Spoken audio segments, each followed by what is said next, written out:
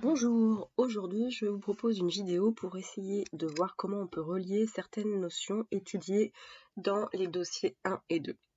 Donc dans le dossier 1, on a essentiellement travaillé sur le mouvement et la commande de ce mouvement, qu'il soit réflexe ou volontaire. Ensuite dans le dossier 2, on a travaillé sur la contraction musculaire et sur la respiration et les différents métabolismes permettant d'obtenir de l'énergie. Alors, si je reprends ce qu'on a fait concernant le mouvement réflexe, on a étudié que suite à une percussion du tendon d'Achille, eh bien, il y a le fuseau neuromusculaire, qui sont les cellules sensitives du muscle qui vont réceptionner cette information et la transmettre au centre nerveux via un neurone sensitif qu'on a ici en violet. Le centre nerveux, dans ce cas, c'est la moelle épinière qui est composée de deux parties distinctes, la substance grise où on retrouve les corps cellulaires des neurones qui repartent, donc le motoneurone, et la substance blanche, ici. Donc notre neurone sensitif passe par la racine dorsale et le corps cellulaire de ce neurone sensitif se trouve dans le ganglion spinal ici. Donc on est au côté dorsal ici. Ici, on a une synapse, donc entre le neurone sensitif et le motoneurone qui repart. On peut l'appeler aussi neurone moteur, qui repart par la racine ventrale via le nerf rachidien. Donc il repart pour aller donner une action finalement à la plaque motrice pour la réception de l'information finalement qui va permettre la contraction du muscle et donc l'extension du pied. Donc on a ici un circuit suite à une stimulation, un récepteur sensoriel, le fuseau neuromusculaire, qui va transmettre un message afférent via des fibres nerveuses jusqu'au centre nerveux. Donc ici, dans un mouvement réflexe, le centre nerveux, c'est la moelle épinière. Donc, il y a création d'un nouveau message nerveux, cette fois efférent ou moteur, qui est transmis à l'effecteur du mouvement, la plaque motrice, et va permettre le mouvement et la contraction musculaire. Alors, donc pour tout mouvement, qu'il soit réflexe ou volontaire, il faut qu'il y ait une contraction musculaire. Donc c'est ce qu'on voit ici dans notre animation. On a notre muscle, la structure du muscle, elle est comme ceci, avec une succession de fibres musculaires et à l'intérieur de ces fibres musculaires, une répétition de sarcomères. Voilà l'unité de base de la fibre musculaire, c'est le sarcomère, avec des filaments de myosine épais qui sont entourés par des filaments d'actine. Et c'est ce glissement entre les deux types de filaments qui va permettre, comme vous le voyez sur l'image, le raccourcissement ou le rallongement de la fibre musculaire. Alors, si on grossit l'image, on a plusieurs étapes.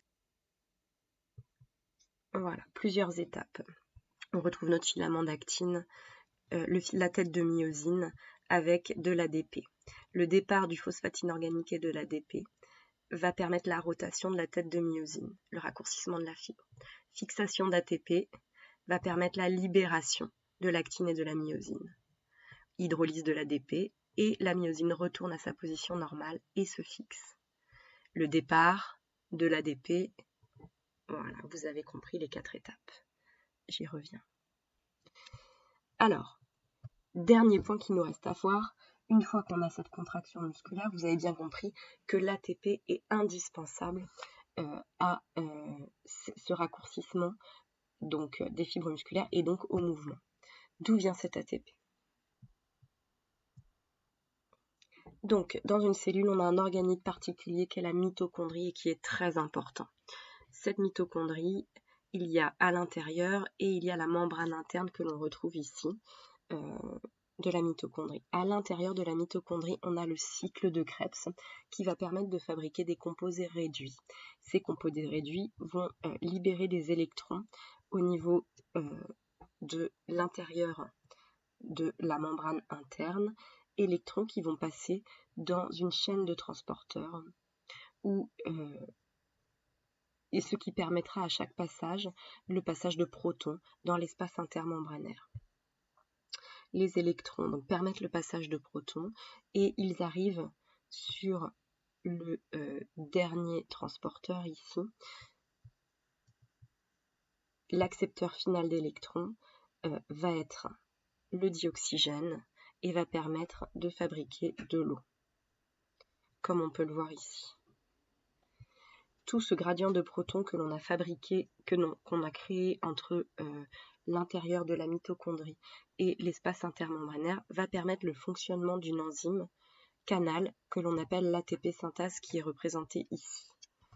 Donc c'est donc un canal puisque les ions H+ vont passer à l'intérieur pour retourner à l'intérieur de la mitochondrie et ils vont permettre à chaque fois qu'ils passent de fabriquer de l'ATP tellement nécessaire, molécule tellement nécessaire à la contraction musculaire et donc au mouvement.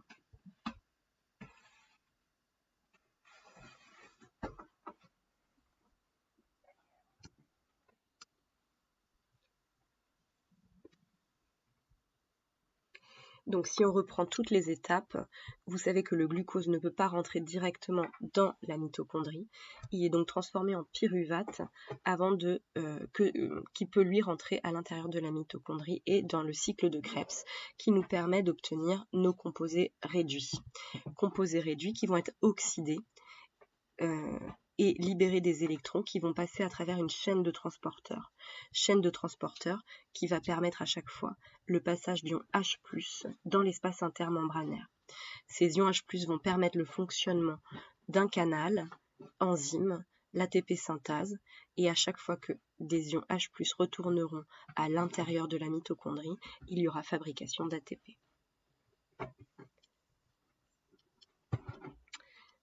On a donc terminé avec ces trois notions qui sont toutes les trois reliées entre elles et très importantes.